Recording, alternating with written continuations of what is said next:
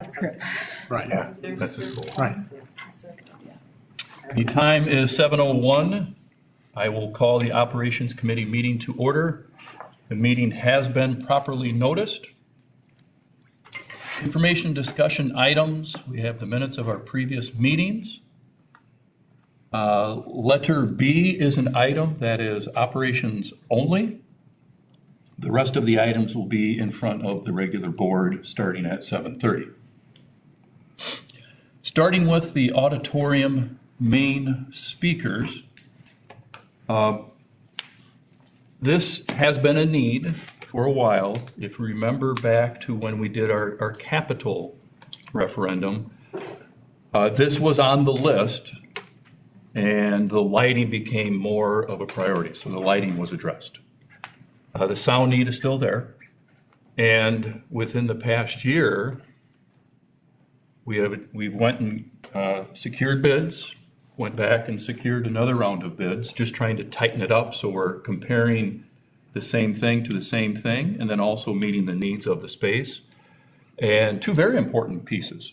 One is that Cheryl Schober won a Cole Scholarship recently. And with that, a teacher is allowed to have $6,000 to apply to her school. She has said, I want that to go to this project. The Music Boosters have also said, we would like to put $6,000 towards the project. What we have are the two bids in front of us.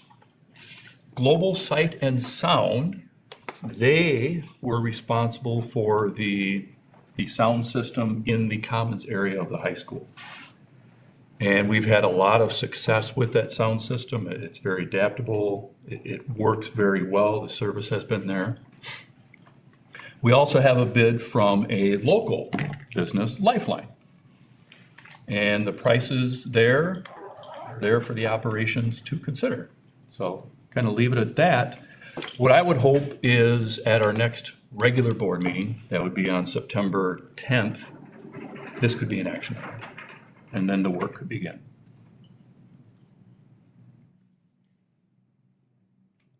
Do you have a recommendation between the two? It's a tough one because Lifeline is local. They've been a partner with the district in the past. Global Sight and Sound has been really sharp with what they've installed during the capital referendum. So you're kind of weighing two things there. Oh. So we have $20,000 that we're, $20,000 that we're responsible for. Mhm. Is there another way to solicit donors or donations? I mean, we still have a budget issue, Mhm. as far as I remember, and I would, number one, go with the lower bid, and I would, number two, look for another place to get funding.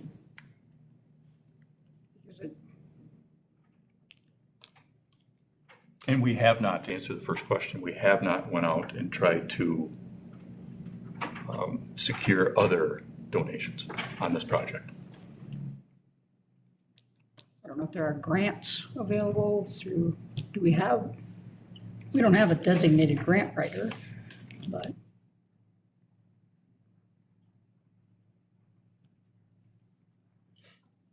Seems like On here, it says we need to request an updated bid as the current pricing quote has expired. Is it possible to get a apples to apples bid? Because if you look at what Lifeline provided compared, like they say that they'll take down the current system, like is that additional work and cost from Globals? None of that is included in their scope of work that they provided. Yeah, as far as the equipment itself, I'm just really uninformed about what sound equipment even is.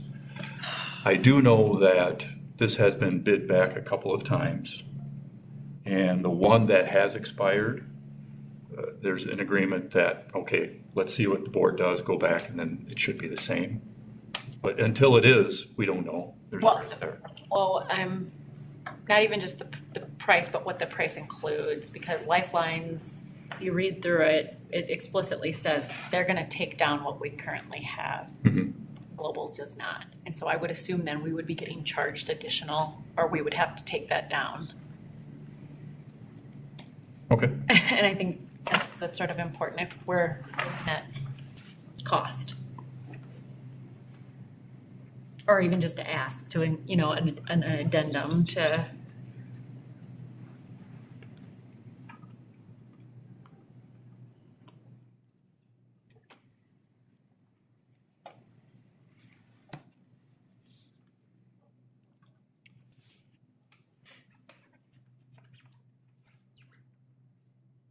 What do you prefer?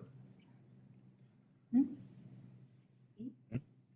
I allowed to? Okay.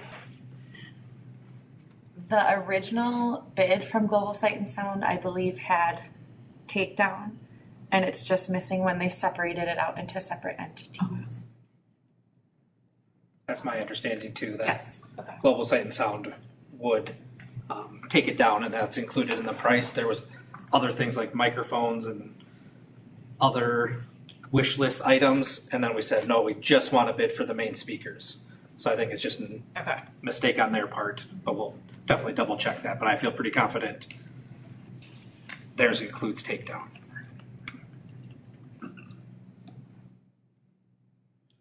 Do both of them meet the needs of what you would be that you're looking for?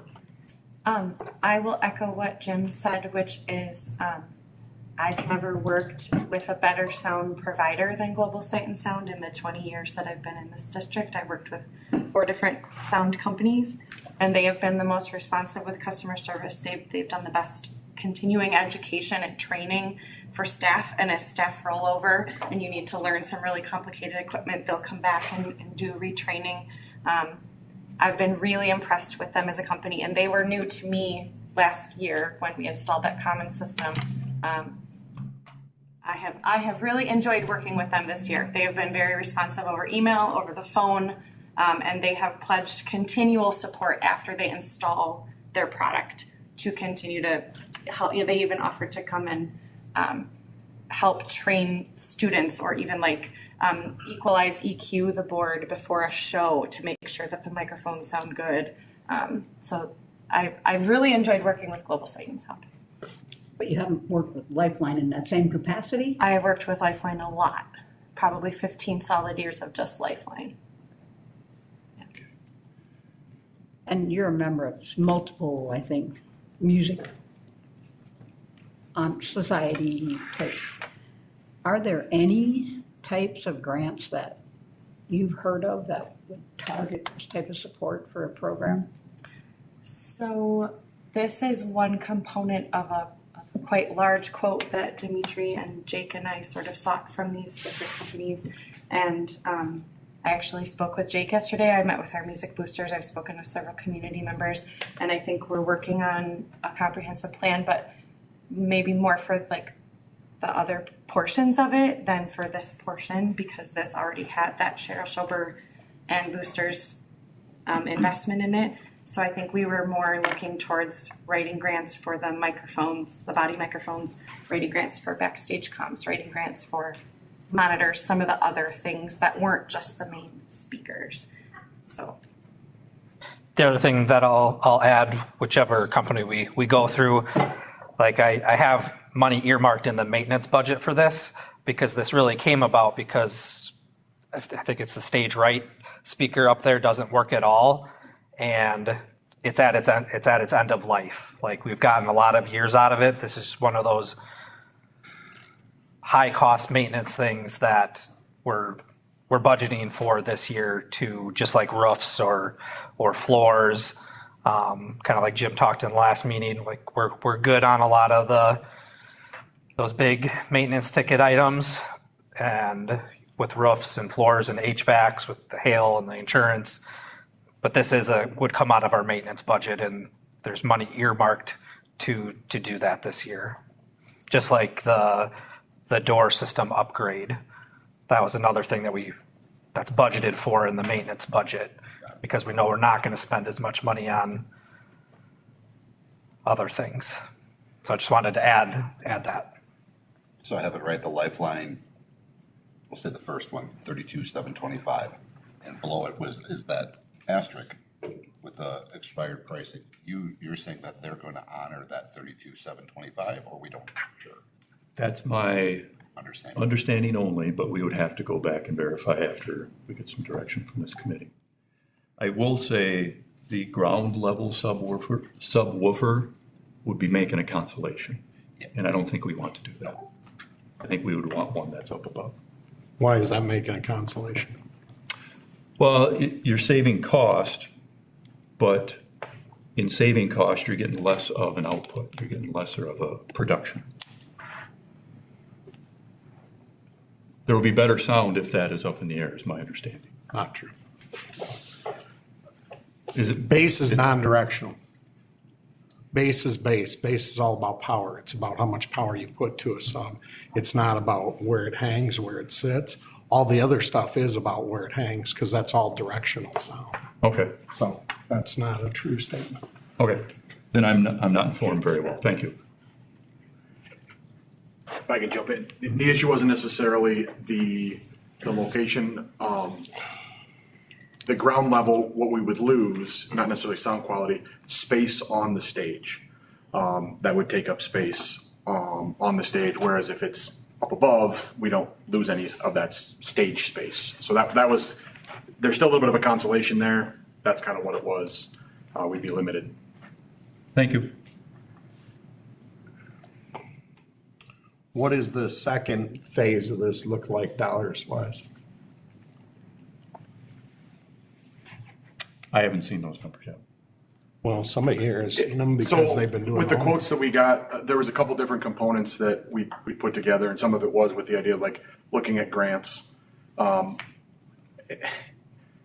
not real technical when it comes to sound, but one of the biggest needs that we had prioritized that we were hoping for grants is the body mics. My understanding, there is, and you might be able to help me, Kurt, there's like a wavelength that microphones operate in. And that might not be the right word. Okay. T-Mobile has purchased a wavelength that a lot of microphones bought 15 years ago operate in.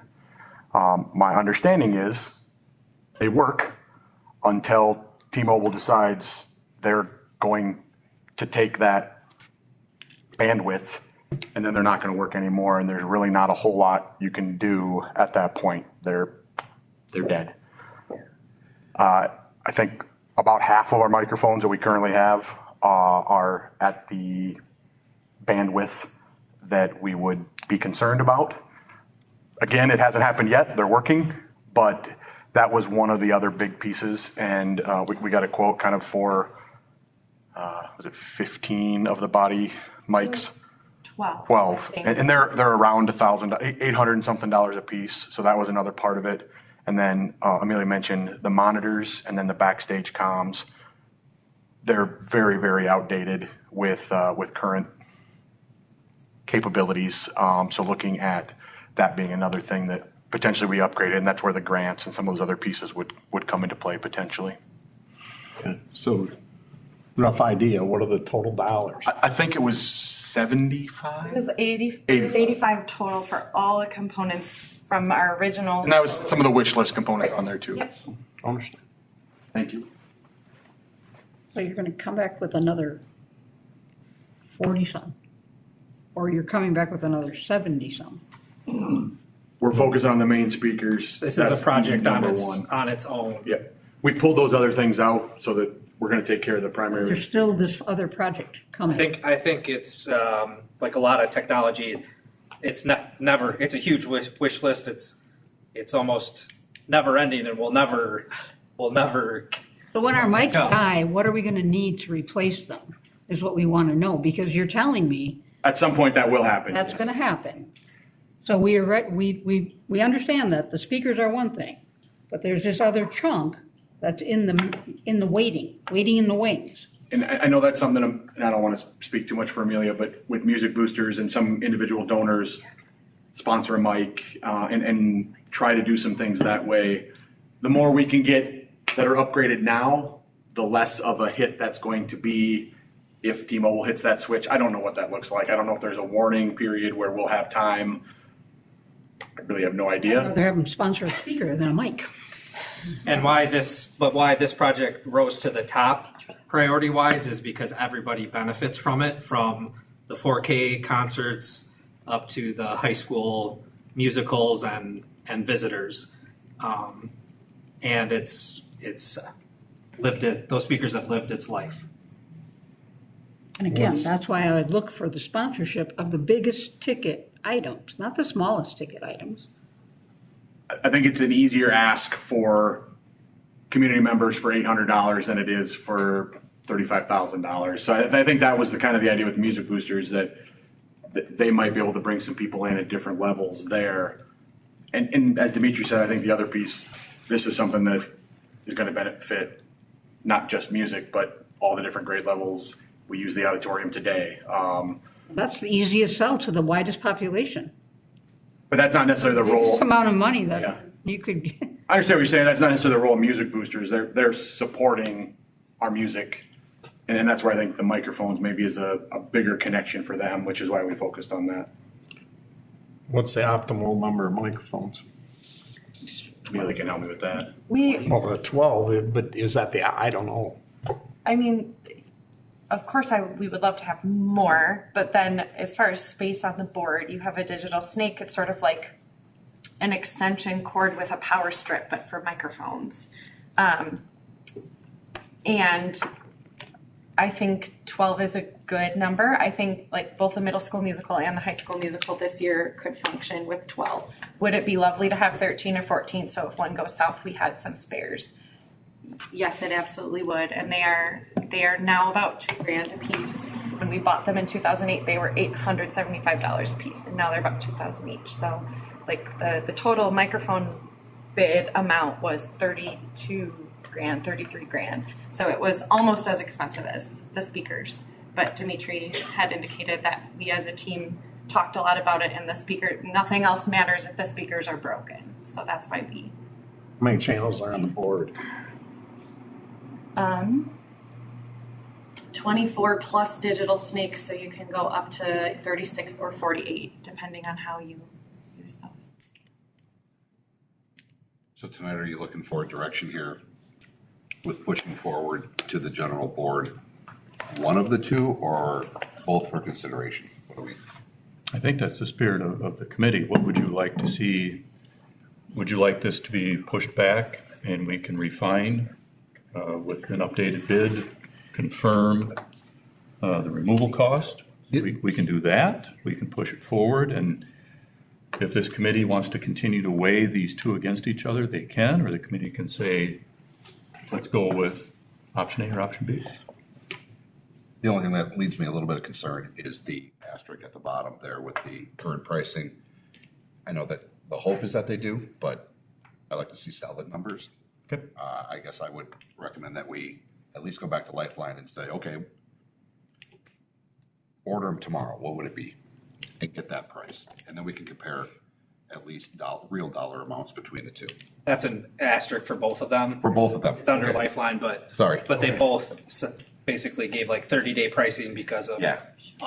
I would like, and I see that these are older, so let's get the updated pricing because it says the market's volatile and just know what we're looking at here for an ask for an actual dollar amount so we can compare the two realistically. And I did check with them, I think 2 weeks ago, and they both said, like, this pricing is good today, but by September 10th, Which, we don't know. And we wouldn't be able to act on it till, right. so I think we should get updated pricing and then. I agree with that. We should do what Betsy said and basically look at, is the tear out more, is it not more? I mean, if you're just looking at, hey, both of them, we gotta put in electrical outlets, that's a static. We know we gotta do it for both of them, so it is what it is. But I would again like to see the Right. actual pricing figure.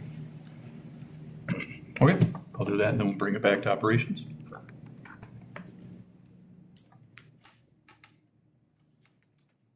The rest of the items That will be in the regular board meeting, Celebrate Student Learning. We have Neil Wilkins' staff talking about their essential learning outcomes and how they create those. We'll have a presentation from Mike Foley about Sports U. That is a communication channel between coaches, parents, and players. We have the employee survey results from last year. So there's a summary of that survey.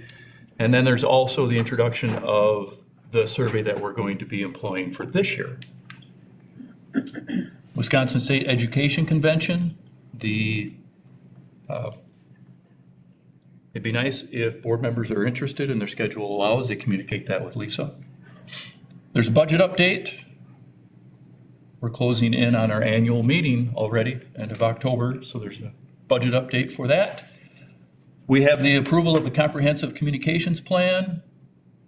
We're now in consent agenda.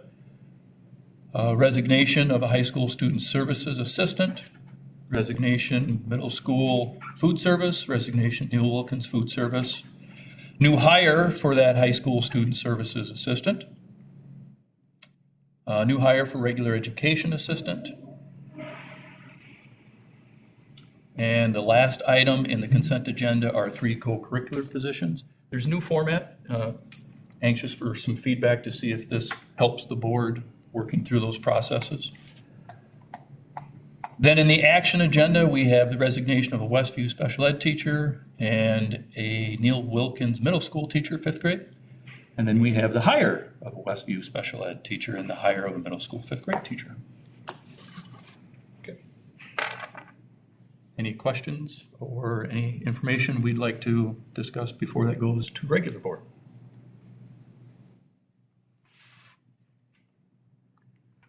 Okay, hearing none, we will adjourn Operations Committee, 7:23 p.m. Thank you.